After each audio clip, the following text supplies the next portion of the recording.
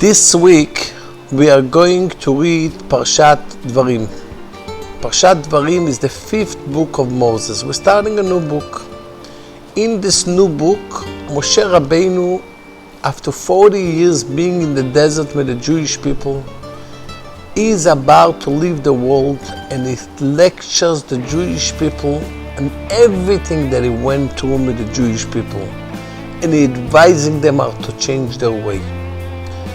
The end of the portion of this week comes the Haftorah. Haftorah, usually the prophet that we read, has something to do with the portion of this week. But this week we're going to read something that has to do with the 9th day of Av, which is going to begin this Motzai Shabbat, Saturday night till Sunday night.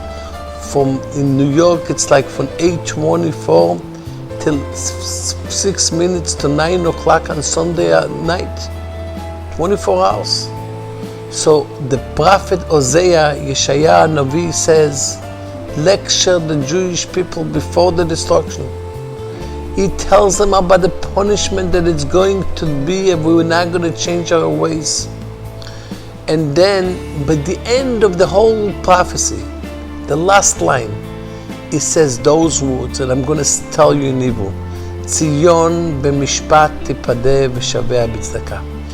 Mean the Tzion goes on the Jewish people will be redeemed through mishpat. Mishpat is judgment. What means judgment? When we told something to do, we're doing it the way God wants us to do. We are doing every mitzvah properly.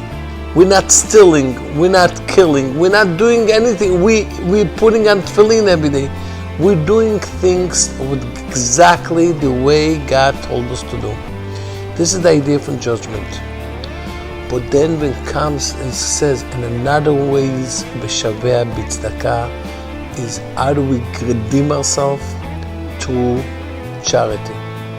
The famous thing from the Arizal says, I don't understand. Mishpat is one way, doing things the way it is. Why are the prophet adding one more thing? Charity. And the Arizal says that Mishpat, you reaching judgment, you reach to a certain level. Someone that does something according to the way he was told is reaching a certain level. But if someone does charity means he does it in a way that even if he doesn't have to do it, he still does it. This is charity. If you do something, even if you don't have to do it, you're reaching in a much higher level. And this type of redemption will be a much greater redemption because of the charity. And here comes the famous question. We don't have to give charity? We have to give charity. So the Rebbe explained, the Lubavitcher Rebbe says, of course we have to give charity, but we don't have to go and find someone to give him charity. We have to, if a guy comes over to us, we should give him charity. We have obligation. But to go literally to look for people, this is not our obligation. Avraham Avinu, our forefather, the main thing is to get guests. You imagine he was 99 years old and God tells him to circumcise, to make a brit.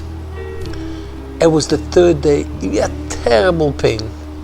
And while he had the pain, he stood outside and he was looking for guests. And he saw nobody's walking by because it was a very hot day. A regular person would say, okay, thank God no one is here, I can go rest from my pain.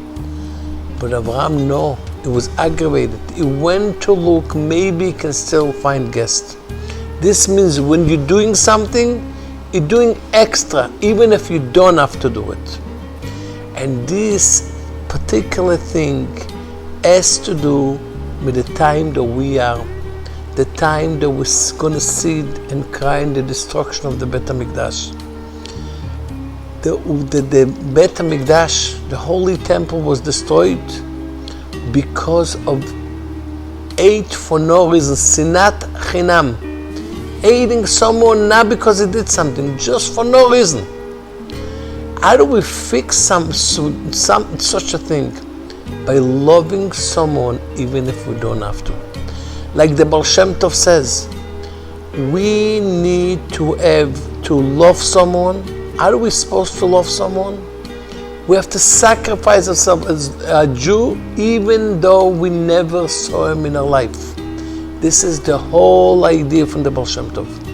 That's the way we are going to build the Holy Temple. Just to make the point much stronger, there's a famous expression that they say on the building of the Bet HaMikdash. There was two brothers that inherited from their father, and they split. This one got this part of the field, and this one got this part of the field. One brother had a nice family, 10 children in the family. Unfortunately, the second brother never got married.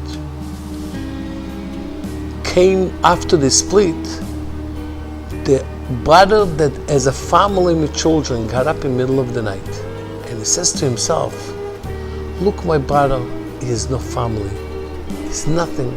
Let him at least enjoy himself by making money. It's going to make him feel good. He took a part of his field and he bought it in the middle of the night next to his brother's house. The brother, the single brother, also woke up in the middle of the night. And he took his stuff and he says, my brother has a huge family. The field that he got is definitely not enough for him. And he got up in the middle of the night and he gave it to him. Gave it to his brother. Put it next to the door for his brother. You imagine they both wake up in the morning and they see, I don't know, a miracle. God put next to each one of them back the wheat. And like this I went through a few nights. And one night they bumped into each other. And everyone says why he was helping the other brother. And God replied and says, wow, to see such love between two brothers, this would be the right place for me to build the Holy Temple. That's exactly what we do. So we're staying now before Tisha B'Av. We want to make sure that we should not have to fast this Tisha B'Av.